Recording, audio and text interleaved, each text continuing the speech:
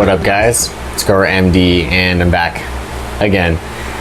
Before I get started, I just kind of want to first of all apologize to everybody, all the people that kind of stuck around over the gaps in time. But you know, sometimes I feel like I do owe an explanation, but at the same time, I really don't feel like I do. But the gist of it really was my life just kind of evolved over the last several years. And back when I first started all this, it was kind of an attempt to get good medicine, save cost, and at the same time, it turned into an opportunity where I could actually make a little bit of money at a time when I actually needed to. And that's kind of where things evolved on the level that they did for me at the time. And since then, when I've changed jobs, changed girlfriends, a lot of new changes, and those opportunities kind of allowed me to not need to do this for a financial reason. And when I kept trying to start things in here, my life would kind of take over, whether it was personal or health or anything else. I just couldn't really find the passion to keep putting something together or keep going and checking on it every single day, as minimal of effort as it actually was. And so, yeah, I just kind of let it ride and never did anything with it. And I do apologize for all the incomplete video series over the last couple of years, but I do want to try to make it right by you guys. And I'm not even sure if I'm going to upload this until this grow is even done, just to kind of prove it to myself, but we'll have to see. But as it is right now, we're in the first week of flower. I think this is only like day 5 at the moment, but you can kind of see already we've made quite a few changes in the shed here. I'll kind of back up for a second, but from what used to be a just pretty much open floor layout, I guess you could, where the lights were across the length of the room. It was a little bit hard for me to work in here, at least just from my previous experience.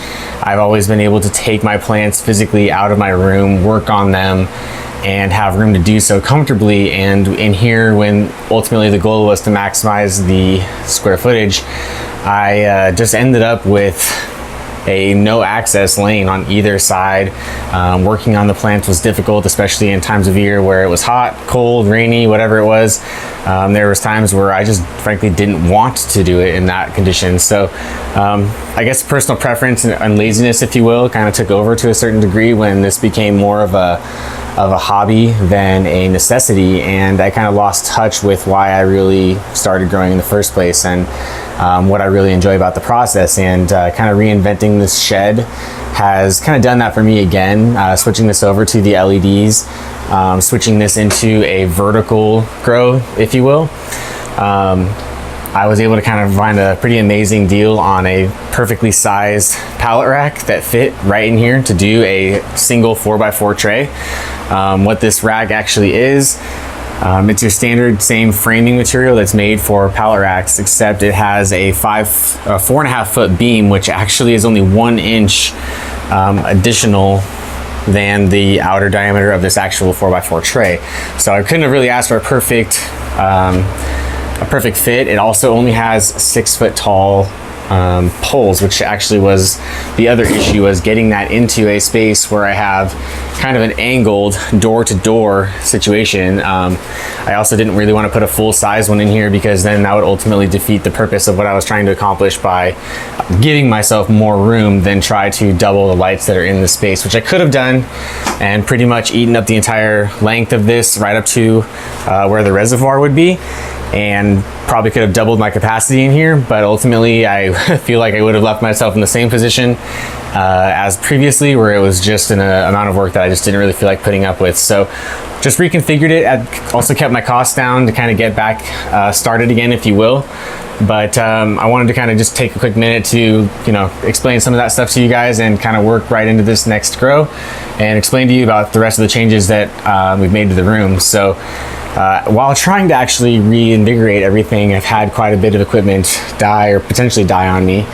The first thing, conveniently, both the Cap 1E generators that I had laying around from the warehouse, both pretty much died at the same exact moment. The one that was in storage and the one I was using, the 24 volt relay just doesn't work. So replace that with a Titan. A couple other things that we're doing now to really help dial things in is I've been monitoring my VPD closely, and to do that I've been using these Pulse One monitors, and really impressed So far with basically the data that I'm able to pull out of these sensors, they were able to hook me up here with actually 3 of them. I've got one here equivalently to my top layer, and then I've got another one down here to my second lower level, and then I've actually got one out here in this main room so that I can monitor this air, because the way my system works is obviously fresh air comes into this inner room from outside. It gets really hot, cold, whatever. This unit up here actually cools, does whatever it needs to keep this room in check, which is what I set here on this remote. And my intake to this room actually comes from here, so to not prevent having 100 degree or 60 degree air shoot in unnecessarily. So monitoring the temps of this room helps me also keep an eye on what's going to happen in here ultimately. And one of the things that kind of caught me off guard that this whole VPD tracking process made me realize was that I actually needed humidity for the most part, especially in the early parts of the grow. I have a CO2 generator in here, which as you guys know does generate humidity as its process of creating the CO2. However, it really wasn't enough for the beginning of the day when I needed it the most. So I've actually been running just a small humidifier for right now. I've already been looking into some other options in upgrading to some higher capacity wall mounts that have intakes by 1/4 inch line, so I don't have to actually refill this. But surprisingly, this 6-liter capacity tank has lasted pretty long. It's like almost a week in this room. I don't need a ton of humidity or a ton of output due to the way this room is sealed, but I am running it more or less on a Wi-Fi timer that allows me to control it pretty much from my phone. So if I get a notification that my VPD is out of whack, I can actually just turn it on and monitor my stats from my phone, and then be able to just turn it off if need be. But generally speaking, it's on a timer to kick on at the beginning of flower and kind of at a couple points throughout it to help make sure that it stays in the actually above 50 range. So right now it's running, it's only about 42 or 43%. The lights just kicked on for today. But what we have going on in here is this top row is biscotti. There's 20 in each 4x4 tray. And then this lower level here is 20 of the GG4s. So all these plants have been topped twice already, and I've only had them for, I think only vegged them for 2 weeks on my side. They were probably about 5 days old of veg, I would say, from when I got them. So they weren't exactly small clones. But they all had a little bit of shock from being sprayed for bugs, but I did another batch on them when I first got them, so it took a day or two of nursing back to health. And since then I've been pretty aggressively topping them, just because this time around I'm going to be very tight on space. The way this configuration works is I basically have 3 feet, a little over 3 feet, I think it's like 3 feet 1 inch to the light, and that is kind of a first for me of really being limited. So done multiple rounds of topping and kind of tried to time each one of them specifically to get them to a uniform canopy, and I've been rotating some of the smaller ones to the inside here to help prioritize them to kind of balance everything out. But so far these plants have all kind of filled in pretty nicely. You can see their structures already forming underneath down here. I did a cleanup probably about 5 or 6 days ago, right when I switched them over to flower. And as of yesterday or so, I just got the drip system kind of finalized in this new configuration, since I have been tweaking it, little by little. And there'll still be some more changes to make as I'm ultimately looking at rehauling this whole entire mess that's going on back here. I do like, obviously, the control and the automation that the controllers have provided, but really looking at a centralized system to incorporate control of my air conditioning units and a few other things all into one central. And I'm really looking at the Trollmaster Agro setup, so I might be looking into kind of purchasing an entire kit to outfit this as we go on, but it might not be until after we finish this run before I make any of those changes, just to kind of keep things on a level playing field. But for the drip system, I do have it set up in kind of a manifolded system. So I'll back up to the reservoir first here. Previously had obviously my manifold that was along the wall, but I've kind of ripped all that stuff out and started fresh. And each level has its own dedicated pump, so that I can run without having to have multiple or uneven watering ultimately trying to come from one pump or some type of zone controlled system. I just did it with 2 pumps. So I do have each line going up, kind of coming across the ceiling up here and over, and it ultimately comes right down into that leg over there. The outer one going all the way to the bottom, the inner one coming to this top row, and I have 12 port manifolds on here that are made by Dig, and we are using a 1/4 inch line for each one. I'm using 10 of the 12 to accommodate my 20 total plants. So for now, I'm just kind of using these open style that kind of just create like a 360-degree spray to control my drip system, but these ultimately might change long term.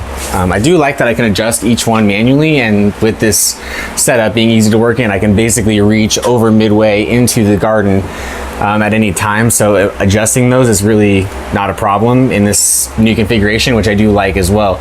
I can actually reach the root zone and actually kind of lift up every single plant, even though it still is a tighter space to work in. So it really has helped kind of get me back in feeling what I got in touch with this, which was kind of implementing my own or some existing styles into my own methodology for, you know, how I want to kind of grow things.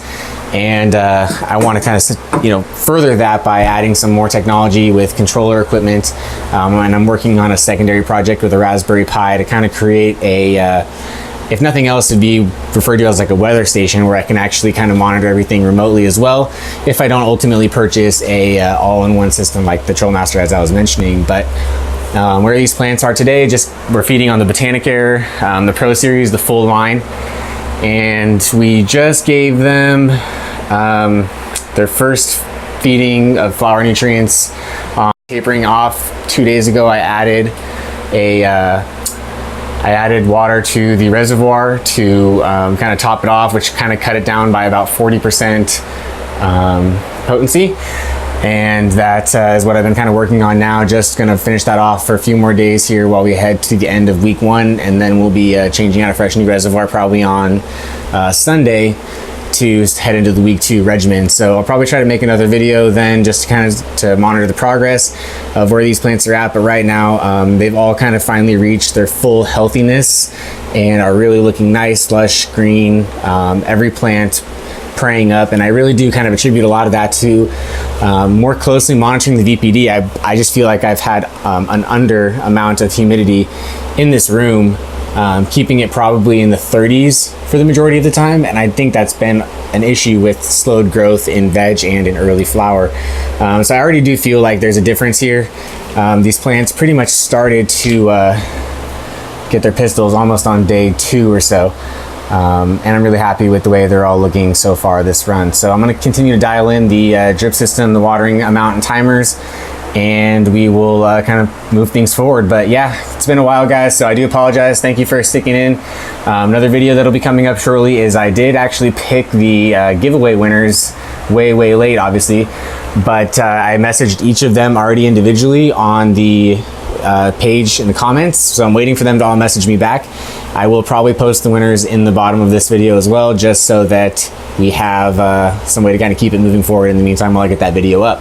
So I want to send those gifts out to you guys to kind of close the loop on that. I'm not going to make a big deal out of it, since obviously I'm way behind the 8 ball, but we'll try to keep the videos a little bit more consistent and get some content that I think you guys are going to find interesting, kind of get it back to stuff that really I'm going to actually enjoy as well in this whole process. So that's pretty much it for now, guys. If you have any questions, as always, feel free to let me know.